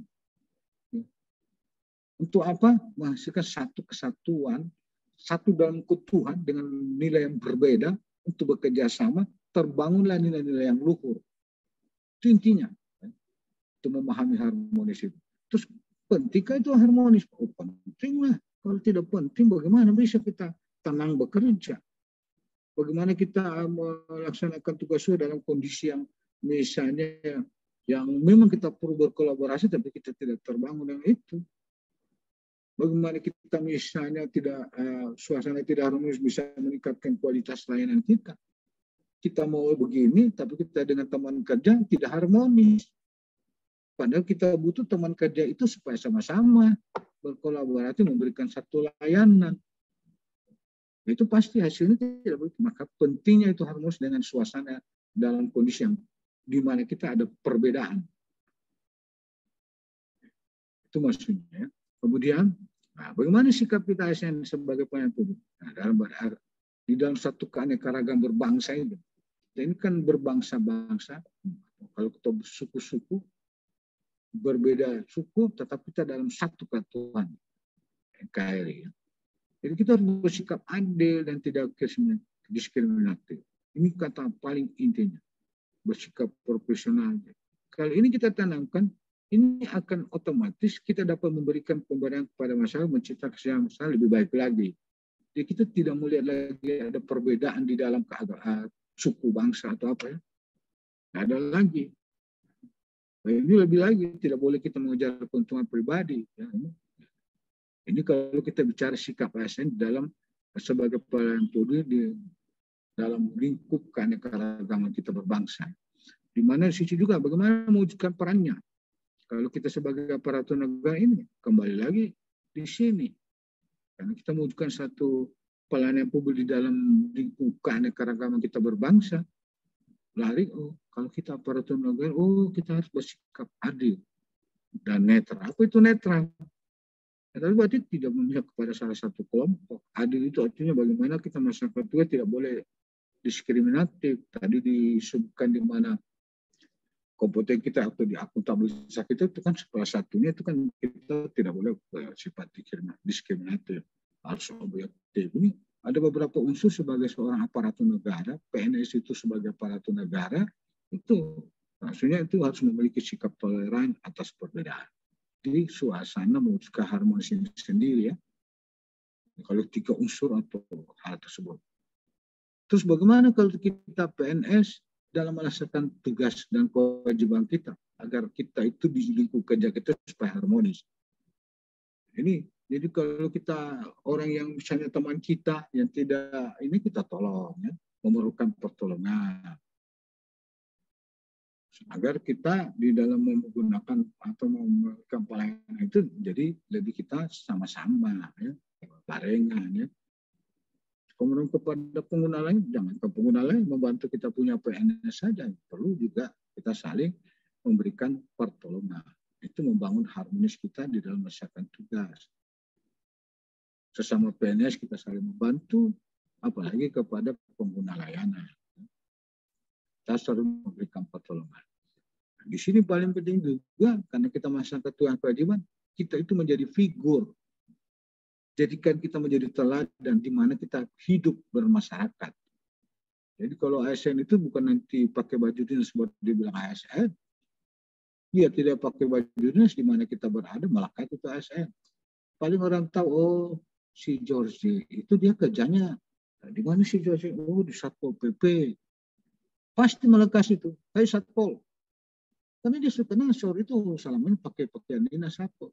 Terus tidak di lingkungan kerjanya, misalnya tinggal di mana?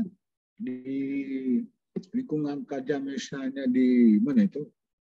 Kalau di Buol itu di Biau misalnya, biar tinggal di Biau di ujung manapun, itu Satpol PP itu pasal itu, pasti ada melekat nilai ASN ada di dalamnya. Jadi kan tunjukkan keteladanan kita sebagai seorang ASN di mana apalagi mengimplementasi tugas kita. Ini kalau kita menunjukkan tugas. Kemudian kalau kita melihat ini foto ini, ada yang bisa menjelaskan ini. Di mana wujud harmonisnya ini? Kalau dilihat foto ini. Kalau teman-teman tadi saya sudah jelaskan. Ada yang bisa menjelaskan ini?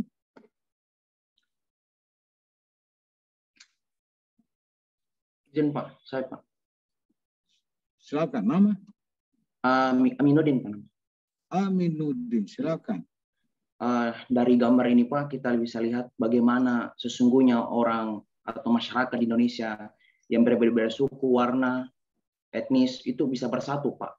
sebagaimana semboyan kita kan Pak, Bhinneka Tunggal Ika, atau we the first diversity but united. Jadi kita berbeda-beda tapi tetap satu Pak. Jadi kita tetap harmonis, menghargai, tetap toleransi, tanpa memandang siapa dia, siapa saya. Begitu Pak, terima kasih. Ya, ini oke, makasih ya. Ini kan terwujudnya satu harmonis itu dengan berbagai budaya. Kita lihat dari mana. Kalau ini pakaian apa nih? Bali kan. Kita lihat ini berbeda-beda, ini kan suku. Dari pakaian, oh ini orang Bali, oh ini orang Madura, ini orang Sumatera. Ya. Tapi mereka saling bergandengan. Kita di dalam Bhinneka Tunggal Ika berbeda-beda tadi tetap satu. Sehingga kita sebut berbeda itu indah. Bukan berbeda itu menjadikan kita tidak menjadi nyaman, tidak mau bersatu ya. Ini ya, teman-teman. Kemudian kita lanjutkan. Apa itu loyal? Nah, ini paling penting. Kalau Pak Mendagri bilang seorang PNS itu, seorang ASN itu harus loyal. Ternyata loyal itu kata kuncinya harus kita komitmen. Kita harus memiliki dedikasi, kita harus memberikan kontribusi, kita punya ada nilai-nilai nasionalisme kita. Ada kita yang bagaimana sebagai seorang abdi negara, berarti pengabdian kita. Itu kan. Nah, kalau loyal itu berarti kita harus berdedikasi mengutamakan kepentingan bangsa dan negara. Itu inti loyal itu. Dalam bentuk apa? Kita berkomitmen, dedikasi. Bagaimana etikanya kita melakukan? Intinya loyal dalam artian pertama itu kita loyal kepada dasar-dasar ideologi negara kita. Pancasila, Undang-Undang Dasar. Kita juga harus setia pada NKRI dan juga pemerintah yang sah. Kita harus loyal. Itu unsur kita. Kalau misalnya kita artikan kita di tempat ini keadaan pada pemimpin kita harus loyal pada pemimpin kita. Menjaga nama baik ya, ASN, pimpinan, instansi dan negara. Kita harus jaga nama baik kita punya di mana tempat kita bekerja. Misalnya Supri di Puskesmas Lakea. Kita jaga itu Puskesmas Lakea, nama baik instansi kita. Bukan karena kita ada di situ malah Puskesmas Lakea menjadi tidak bagus. Ya, itu contoh loyal ini. Nah, apa sih loyal itu sebenarnya? Loyal itu kalau bahasa etimologi bahasa Prancis ini itu adalah loyal itu artinya mutu. Kita harus mutu memberikan satu kesatuan itu di dalam memberikan tindakan untuk menjaga nama baik tadi. Kita harus mutu. Kita punya sikap setia. Kalau dia mutu artinya sikap setia. Itu menurut etimologi ya, istilah dari Prancis. Ya. Kalau secara harfiah itu artinya setia atau ada kesetiaan di dalam. Kita harus setia pada Pancasila. Kita harus setia pada pimpinan kita. Kalau dalam kamus Oxford itu, dictionary itu definisikan sebagai tindakan bagaimana kita memberi atau menunjukkan dukungan dan kepatuhan yang teguh dan konsisten kepada seseorang atau institusi. Ini paling penting. Bagaimana mengukur loyalitas kita di satu unit kerja? Cuma 9 unsur kita bisa lihat. Pertama itu taat pada peraturan. Sudah taat ini orang ini. Dia bicara loyal, tapi dia rupanya tidak taat di aturan. Sudah bekerja dengan integritas, atau dia sudah punya bagaimana rasa memiliki yang tinggi. Sense yang bilang ini kan, dia keberanian mengutarakan ketidaksetujuan kalau ada sesuatu yang tapi dengan etika yang bagus. Ini 9 unsur kita lihat nih. Jangan kita bicara loyal, saya loyal atau saya setia. Biasanya itu kalau dulu, tapi bukan saya berpengalaman ini, saya dengar itu. Kalau orang pacaran itu selalu dia bilang, saya setia itu. Oh, kalau ada yang bilang laki-laki bilang setia, begitu terus saya dengar. Saya saja dengan sebuah istri itu, dengan suami, punya istri tidak pernah bilang saya setia. Karena nanti saya takut kalau saya bilang setia, ternyata saya tidak setia. Cukup kita setia itu tidak diucapkan. Setia itu ditunjukkan dengan tindakan. Dia tidak dibilang, oh ya dia sayang, saya setia, saya punya itu. Yang mana mau lihat, ada tindakan-tindakannya, ada perlakuan yang kita berikan. Kalau ada penyampaian kita setia, sehidup semati, tahu-tahunya semati DP dia mau mau mati. Oh betul juga ya, sehidup semati, satu hidup satu mati. Tapi orang itu kan hidup sama mati, maunya mati sama-sama, hidup sama-sama. Ya. Satu yang sama mati dia mau hidup, satu yang hidup, satu yang mau mati. Kemana? Dari unsur kesetiaan. Jadi mengartikan unsur kesetiaan bukan ucapan, tapi satu tindakan. Itu menurut Oxford. Ya. Oke, nah bagaimana kita punya mewujudkan satu loyalitas di dalam perilaku memegang teguh ideologi Pancasila? Itu di perilaku kita pertama, kode etik kita. Ini kan ada 3 perilaku tadi. Kalau kita lihat ada 3. Ini memegang teguh, menjaga ini. Kalau kita uraikan ini, kode etik di masing-masing itu seperti ini, panduan. Di mana kewajiban kita, di mana perilaku kita menjaga martabat dan kehormatan. Bagaimana kita membangun nilai dasar esensi sebagai profesi di dalam mewujudkan ini kode etik kita yang pertama. Nah, contoh misalnya dalam kewajiban kita ASN sudah disebut menaati ketentuan peraturan perundang-undangan. Itu kewajiban kita PSN. ASN loh. Anda tahu aturan, Anda laksanakan itu aturan. Ini orang melaksanakan tanpa aturan. Ini salah satu kewajiban. Apalagi kalau kita bicara kode etik. Ini melaksanakan tugasnya sesuai dengan ketentuan berlaku. Aturan lagi. Ya. Itu mengabdi kepada negara dan rakyat Indonesia. Kalau kita bicara nilai-nilai dari unsur perilaku yang pertama. Bagaimana kalau perilaku yang kedua? Menjaga nama baik sesama ASN pimpinan. Misalnya, kewajiban kita melaksanakan tugas kedinasan yang penuh pengabdian, kejujuran, kesadaran, dan tanggung jawab. Kalau kita bicara kewajiban, unsur kewajiban dari perilaku. Kalau kita misalnya bagaimana etika kita, tentu kita memiliki melayani dengan sikap hormat, sopan, dan tanpa tekanan. Ini kalau kita mau lihat, ya. Nanti teman-teman, ternyata nilai-nilai dasar kita bangun di dalam menjaga nama baik. Pertama, mengutamakan kepemimpinan yang berkualitas yang tinggi. Membuat keputusan berdasarkan prinsip keahlian. Ini nilai dasar yang dibangun dari menjaga nama baik. Coba kalau misalnya melakukan satu keputusan tanpa prinsip keahlian, hasilnya seperti apa? Nanti akan respon masyarakat menjadi sikap pada kita itu tidak baik. Kemudian misalnya menjaga rahasia jabatan, ini pada perilaku yang ketiga. Di panduan ini loyal. Kalau nilai dasarnya, memelihara menjunjung tinggi standar etika yang luhur.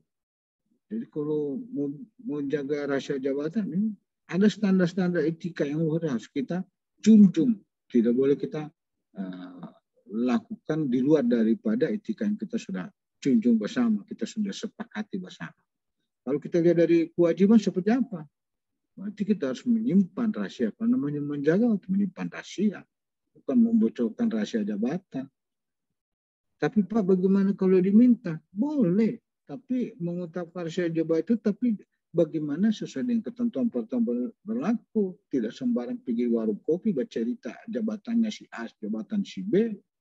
Anda tidak menjaga rahasia jabatan dong.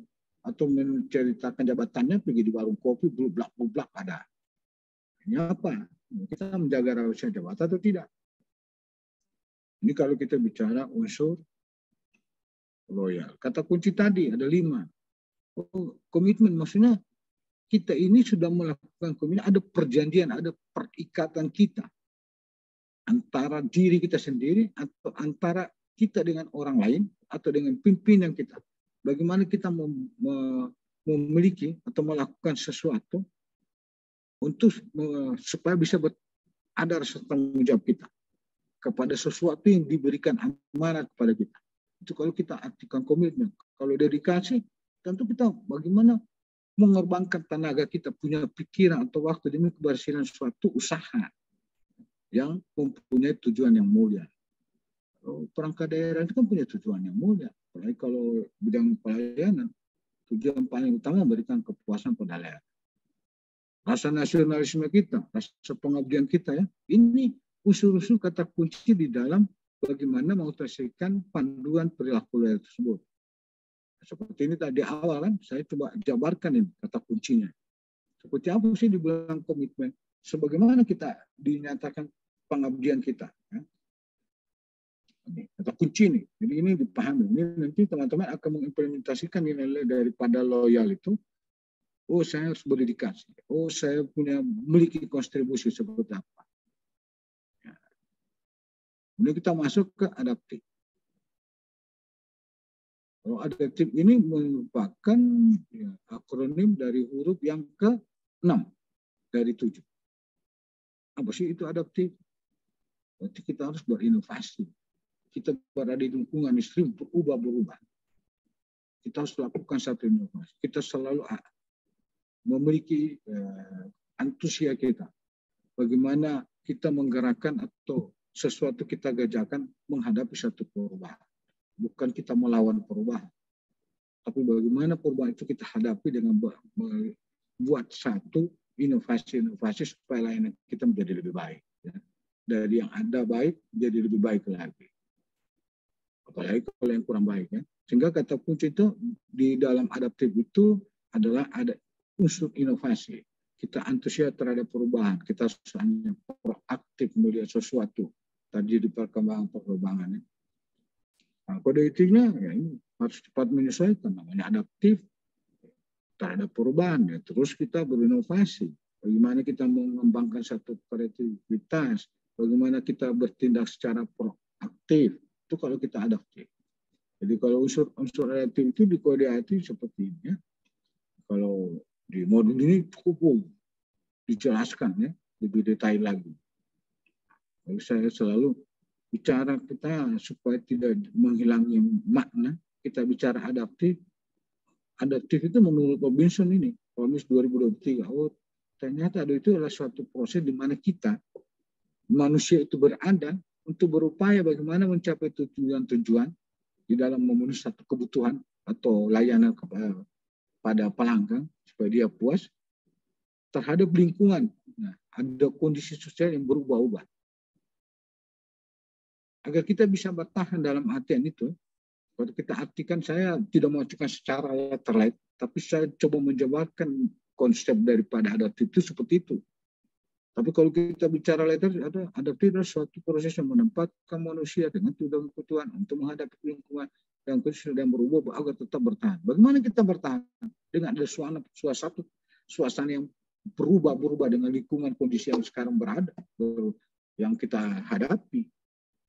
Tidak boleh kita tinggal diam, kita harus menyelesaikan satu perubahan.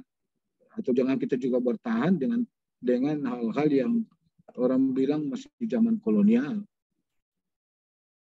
Nah, untuk bagaimana kita bisa nilai dan budaya ASEAN itu membangun satu adaptif di dalam cleaning pembelajaran menurut Peter itu, ini pegawai itu harus terus mengasah pengetahuannya hingga ke tingkat mahir atau personal mastery. Jadi kita tidak boleh diam, itu kan menghadapi perubahan. Oh ini kita tidak boleh, oh ini membutuhkan tuntutan perubahan, ini diperlukan pengetahuan tentang apa. Atau misalnya kita memiliki bagaimana satu persepsi kita melihat satu perubahan. Atau yang dibilang shared revision kita. Jadi kita harus punya visi. Kemudian kita harus memiliki mental model. Seperti apa sih kita mental kita agar kita mencantumkan satu organisasi itu yang ingin mewujudkan di pegawainya itu melihat satu lingkungan adaptasi memerlukan satu inovasi. Itu kata Peter. Ini ada beberapa tingkatan kita. Nilai dan budaya itu di dalam satu membangun adaptif itu di dalam proses pembelajaran. Ini saya coba angkat menurut Peter itu secara teori supaya kita tahu. Adaptif sebagai nilai dan budaya itu rupanya kita itu paling tidak mengasah pengetahuan kita. Bagaimana kita bisa berkomunikasi dan mempunyai suatu visi atau cita-cita. Ya. Nah ini suasana satu perubahan yang dulu kita tidak bayangkan. Sama sekarang kita belajar melalui virtual, melalui Zoom. Ini kan bagian perubahan. Dulu kita selalu belajar lewat kelas. Oh, mungkin biasa kalau kita ikut pelatihan atau apa maunya pergi Jakarta. Ya, selalu mau tatap muka langsung. Sekarang apa yang tidak bisa? Langsung saja kalau mencari tahu kita bangun. Ini kita belajar sekarang lewat virtual. Tersampaikan semua. Ya. Ini perubahan. Yang dulu kita masih caranya berkumpul di kelas. Ini kita bisa sampaikan melalui virtual pembelajaran ini. Tercapai, tidak perlu Itu di dalam proses pembelajaran blended ini, selain nanti ini, nanti Sabtu Minggu itu lagi kita misalnya bertatap muka untuk penguatan di dalam pembelajaran sebelumnya. Ya. Kemudian, nah, ini kolaboratif. Kuncinya kolaboratif bagaimana kita membangunnya, kata kuncinya. Kata kunci terakhir, ya, diperlukan kerjasama. Diperlukan, kita tidak bisa bekerja sendiri tanpa bantuan orang lain. Bagaimana itu masuk kolaboratif? Ya? Itu satu pendekatan pengambilan keputusan, kalau itu di mana aktivitas secara bersama dengan mitra. Contoh misalnya dengan Samsat. Ya. Samsat itu bentuk kolaboratif, itu pelayanan di pajak itu ada sistem administrasi menunggal satu atap, itu ada beberapa unsur, ada polisinya di sana, ada pemdanya di sana, ada jasa raharja, ada bank. Artinya polisi dia berurusan dengan tugasnya, mengeluarkan atau menerbitkan STNK-nya, Pemda menerbitkan pajaknya, asuransi membayar punya asuransinya, bank itu menampung pembayarannya. Ini kolaboratif yang dibangun di unsur Samsat itu sendiri, itu bagian contohnya. Jadi itu ada beberapa. Jadi prosesnya jelas, mulai ada yang membangun kepercayaan sama stakeholder 5 unsur tadi, sampai bagaimana kita menetapkan outcome. Contoh seperti Samsat tadi. Samsat itu ada kan di sana, membangun antar sama stakeholder, itu ada polisi, ada Pemda, ya. Ini contoh aja. Ini kemudian bagaimana kita sesama itu dialog itu. Apa sih yang kita mau lakukan di dalam satuan? Kalau tidak ada dialog itu di dalam itu, Samsat tidak mungkin akan terlaksana. Tentu saja ada komitmen, prosesnya kita bangun, kita ikuti. Kemudian kita ada pemahaman bersama, kita punya tujuan bersama. Kemudian kita outcome, hasil yang kita peroleh itu tentu kita sudah tahu, ya. Ada antara yang kita hasilkan. Ini menurut konsep ini. Sehingga kita penting bagaimana membangun kolaborasi itu. Ada orang yang memulai, lembaga mana misalnya. Contoh kemarin, polisi, yang kita bangun Samsat. Undanglah semua. Kemudian di forum itu ada aktornya. Siapa sih aktornya kalau kita bicara tentang pembayaran pajak? Tentu dari Bapenda, Dinas Pendapatan, bagaimana pajak. Oh, berarti mitra kita polisi, kita dukung. Nanti keluar terbit STNK, dia bayar dulu pajak. Kan begitu. Itu forum ini secara resmi. Politik. Karena paling penting itu lebih banyak kolaborasi itu berbicara tentang bagaimana pelayanan kita terhadap pelaksanaan kebijakan publik dan manajemen. Itu menurut Ansel. Ya. Nah, ini contoh pelayanan publiknya, mall ini.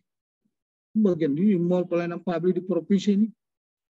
Di Jalan Ciditiro itu, ini ada 11 layanan. Ada 11 layanan, beberapa unsur semua ada di dalamnya. Contoh layanan sini bisa orang mengurus SIM di sini.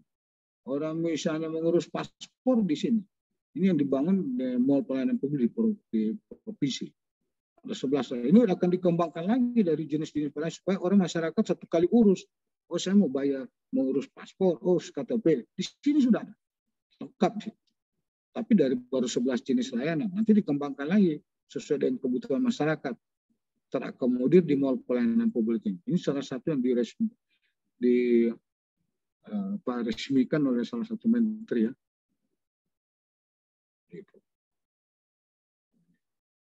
Dari tentu tadi saya sudah awali dari proses pembelajaran, ya, tentu teman-teman bagaimana bisa menerapkan konsep tadi di dalam tugas. Paling tidak ada ringkasan. Teman-teman buat ringkasan. Dari tadi, saya kan tadi menyampaikan cuma cara pokok-pokoknya saja. Buat ringkasan itu dari 7 unsur. Jangan juga 7 modul itu cuma dibikin ringkasan cuma 2 halaman. Ada orang mungkin malas, padahal di tujuan ringkasan ini supaya mengulangi apa yang Bapak teman-teman Polri sekarang dengan MOC. Jadi itu mengingatkan kembali. Karena ini sangat membantu di dalam teman-teman untuk mengaktualisasikan nilai asam berakhlak itu melalui rancangan aktualisasi. Ya. Baru buat learning journal. Learning journalnya ini ya 3 menit. Pak, itu divideokan maksudnya rekaman saja.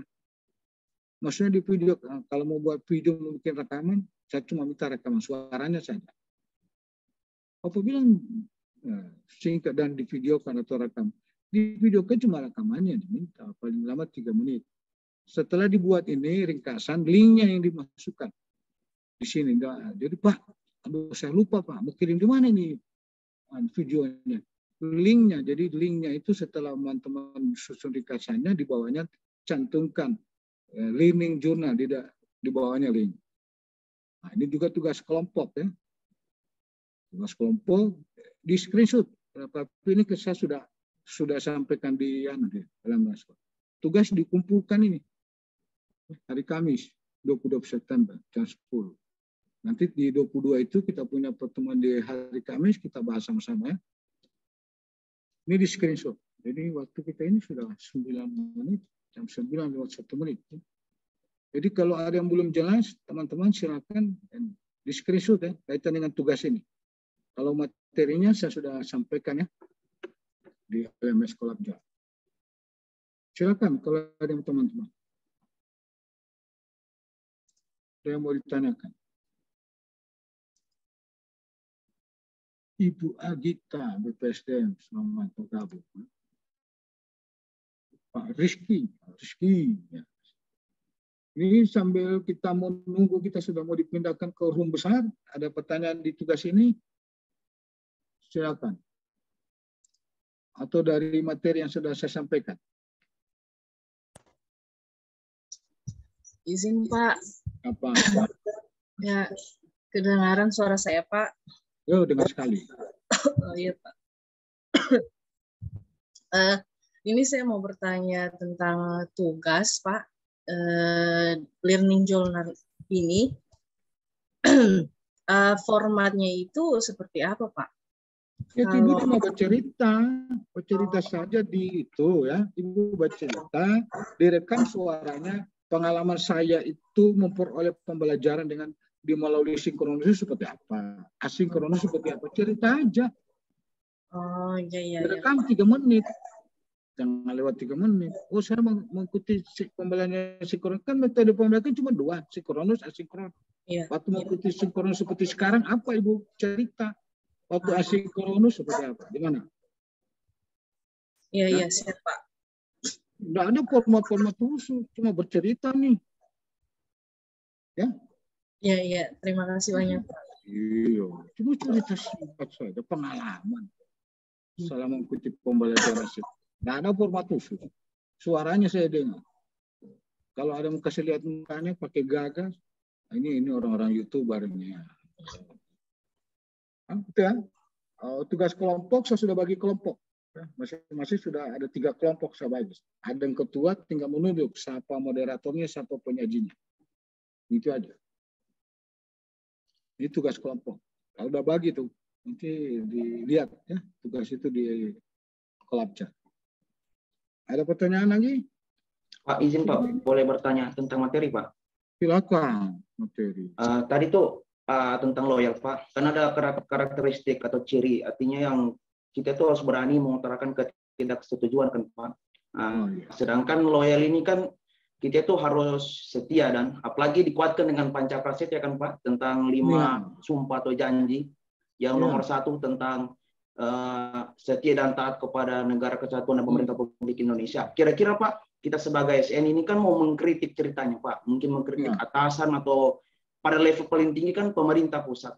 Kira-kira bagaimana kan, atau bagaimana tips dan triknya Pak?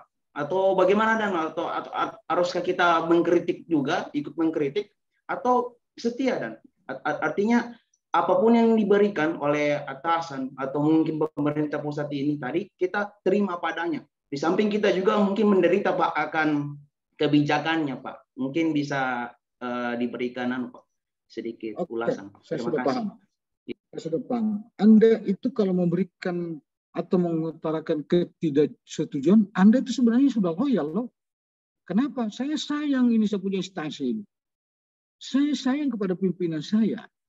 Saya loyal kepada pimpinan. Kenapa saya harus utarakan ini ketidaksetujuan saya ini? Karena ada begini Pak. Persoalannya ini ada regulasi yang mengatur. Oh ini harusnya seperti ini Pak. Persoalannya bagaimana etika kita menyampaikannya. Bukan arti Bapak ini salah. Oh salah dalam si etika. Bapak ingin mengatakan keberanian Bapak atas ketidakjujuran sesuatu yang Bapak lihat. Yang dalam artinya saya loyal membantu pimpinan, membantu negara. Tapi metode penyampaiannya itu ada etikanya. Boleh, silakan. Tak. Kita masuk. Bagaimana konsepnya kita mau menyampaikan? Anda bikin talang staf? Atau Anda mendahului dulu komunikasi secara non-formal dengan artian izin Pak, mohon maaf Pak, boleh saya memberikan saran, ada sesuatu yang saya lihat seperti ini Pak. Kan itu hanya metode komunikasi. Tapi tujuan Anda menyampaikan itu ketidaksetujuan dalam artian itu Anda membantu pimpinan, Anda menjaga nama baik unit kerja, Anda menjaga nama negara itu. Cuma metode penyampaiannya yang Bapak tanya, oh bagaimana Pak cara menyampaikan? Ya udah cara misalnya menggerakkan staf, tapi jauh sebelumnya Pak, saya ingin ada sumbangan pemikiran. Bukan serta Bapak bilang, Bapak ini lakukan kayak tidak bagus Bapak ini melanggar. Walah. Terakhir dia tanya, kamu sudah berapa lama dari CPNS? Baru CPNS kau sudah berani. Memang butuh keberanian, tapi cara menyampaikannya. Ya, begitu, pahami. Saya sudah menghadapi beberapa pimpinan, ada hal-hal yang kita tidak setuju, tapi cara menyampaikan, biarlah dia tugaskan kita, tapi kita coba jawab tugas itu sesuai regulasi.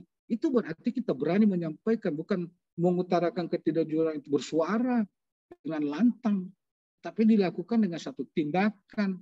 Betul apa tindakan? Mungkin secara formal kita menggunakan komunikasi dengan awal, bagaimana buat surat-surat atau Pak boleh saya izin memberikan saran masukan seperti ini. Ada hal-hal yang saya lihat seperti ini Pak, yang ini menjaga nama baik. Bahkan saya sayang pada Bapak. Oh ya, apa? Kan dia pasti menerima. Oh, jangan tidak.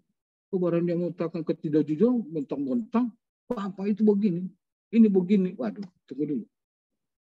Dia sudah salah orang juga cara menyampaikan. Waduh, tidak baik, tidak punya etika ini. Ya, begitu saja. Tidak mungkin dia tidak akan terima cara menyampaikan kita tidak. Tapi niat kita bahwa kita loyal itu, intinya kita harus berani mengutamakan ketidakjujuran yang terjadi di mana unit kerja itu ada yang kita lihat tidak bagus. Bagaimana metode? Bapak tanya kan, bagaimana metode? Ya, belajarlah etika berkomunikasi. Aja pola-pola metode pendekatan cara bagaimana kita berkomunikasi. Kan itu aja. Gimana? Siapa tadi? Silakan. Ya Pak, sudah, saya paham. Terima kasih. Paham ya? Iya. Jangan takut. Berani dalam artian itu tadi disampaikan, ada etikanya.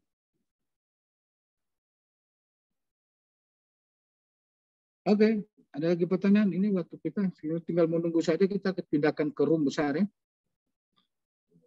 Break room, kalau dikasih waktu lagi.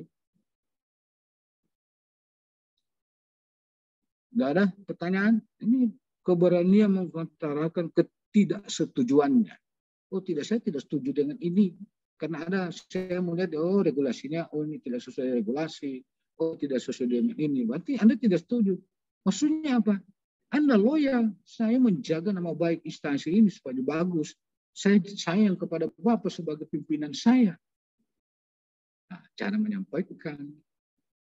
Oke, metodenya seperti apa? Sedangkan Bapak sekarang, oh saya mau sampai ke pemerintah pusat. Kan ada mekanismenya. Ikuti mekanismenya. Oh tiba-tiba saya seorang CPNS menyatakan ketidaksetujuan saya Pak Jokowi, ada begini, bla bla bla bla. Misalnya seperti itu jalur itu. Terakhir dia kembalikan kepada Pak Bupati. Coba siapa itu CPNS? Kalau dia misalnya dia lihat niat Bapak itu bagus, padahal itu sudah saya undang ke Jakarta, dia bagus, dia punya pemikiran. Konsep dia berpikirnya bagus. Bahasanya dia menyampaikan bagus. Mekanisme dia. Tapi setelah dia bilang, artinya sudah bagus. Tapi kalau misalnya tidak diterima oleh yang kita berikan ketidaksetujuan atau saran kepada bersangkutan, caranya terakhir dia bilang, kembali sekali. Coba Pak Bupati cari ini satu ini. Seberapa lama dia CPNS? Kan bisa saja risiko yang kita hadapi seperti itu. Nah kita tahu ada risiko kita menyampaikan ketidakjujuran di depan, tapi bagaimana kita menyampaikannya. Intinya bahwa saya sayang kepada Bapak. Intinya saya sayang pada instansi. Itu aja. Boleh saya izin Pak, boleh saya memberikan saran Pak. Pak ini apa itu? Setelah dikasih peluang, marah-marah. Bapak ini begini, seharusnya Bapak tidak begitu. Terakhir Bapak bagus juga kok ya. So, Lama kau cek PNS, so bosan kau di kantor ini. Nah, jawabannya begitu. Karena apa? Komunikasi yang kita sampaikan seakan-akan kita memarahi pimpinan. Tidak ada itu staf memarahi pimpinan. Dari etika, tidak ada. Tapi mengingatkan pimpinan, itu kita loyalitas kita. Oke. Apalagi kita sambil menunggu ya teman-teman, kita ke pindah room besar. Tadi tugas sudah. Kalau tugas ini sudah dipahami ya.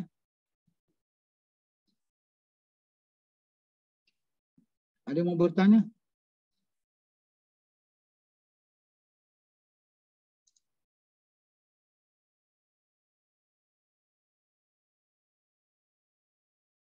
Mana Jos? Ada yang mau ditanya Jos? Ada Pak. Nanti pembagian kelompoknya bisa dilihat di mana Pak? Di Kolabjar itu Mas. Dilihat di iya. Sudah Siap, ada, sudah bagi itu. Siapa ketuanya, siapa anggotanya. Ada yang satu kelompok 4 orang, ada yang satu kelompok cuma 3 orang. Masing-masing ada ketuanya. Tinggal menunjuk di ketua itu menunjuk siapa moderatornya, siapa penyajinya nanti kita di pembelajaran berikutnya. Karena itu akan disampaikan. Kalau bisa tugas-tugasnya kelompok itu di-share ke kelompoknya supaya membantu diskusi. Apalagi kalau masalah itu diangkat, dikaitkan nanti atau menjadi satu gagasan nanti di rancangannya. Supaya banyak masukan-masukan dari teman-teman. Ini kita diskusi itu saling kita sharing. Ya. Kalau kita angkat satu masalah mungkin ada yang, pengalaman saya seperti ini. Oh, kita lihat regulasi yang seperti ini. Itu gunanya diskusi. Itu gunanya untuk kita paparkan. Oke.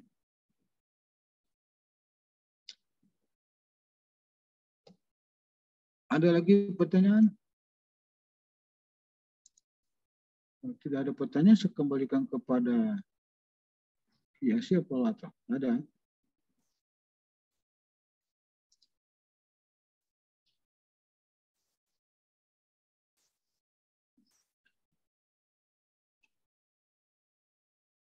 Nggak ada pertanyaan, teman-teman? Kalau tidak ada pertanyaan, ya pertemuan pertama ini saya mohon maaf. Tentunya ada hal cara menyampaikan saya tidak sesuai dengan harapan Bapak atau menyinggung perasaan Bapak atau mungkin saya menyampaikan belum maksimal. Saya minta maaf. Ya. Saya sudah berupaya dengan apa yang saya sudah lakukan, tapi sebelumnya saya berjasa, sebenarnya maafkan. Hal yang benar kita kembalikan kepada di atas, yang tidak benar tolong saya diberikan masukan, diberikan maaf. Demikian pertemuan kita. Kalau tidak ada pertanyaan, kita ketemu di pertemuan hari Kamis ya. Kita dijadikan host ini ya. Jadikan host, saya tarik teman-teman.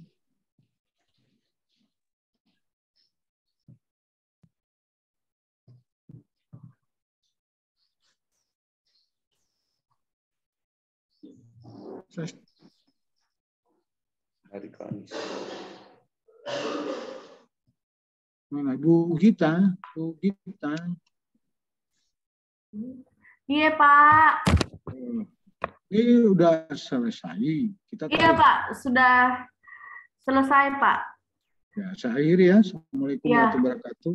Saya kembalikan kepada Bu Gita. Ya, Waalaikumsalam warahmatullahi wabarakatuh. Terima kasih Pak Wahab sudah bersama kita di pagi hari ini memberikan materi agenda 2. Semoga ilmu yang diberikan bermanfaat pada kita sekalian. Amin. Iya, makasih Pak Wahab. Sehat-sehat Pak. Amin. Saya izin langsung live ya. Soalnya ada di Iya Pak. Lagi di Lubuk. Saya live room ya teman-teman. Sukses semua. Ya Pak. Ya Pak. Terima kasih Pak. Salam. Saya langsung live.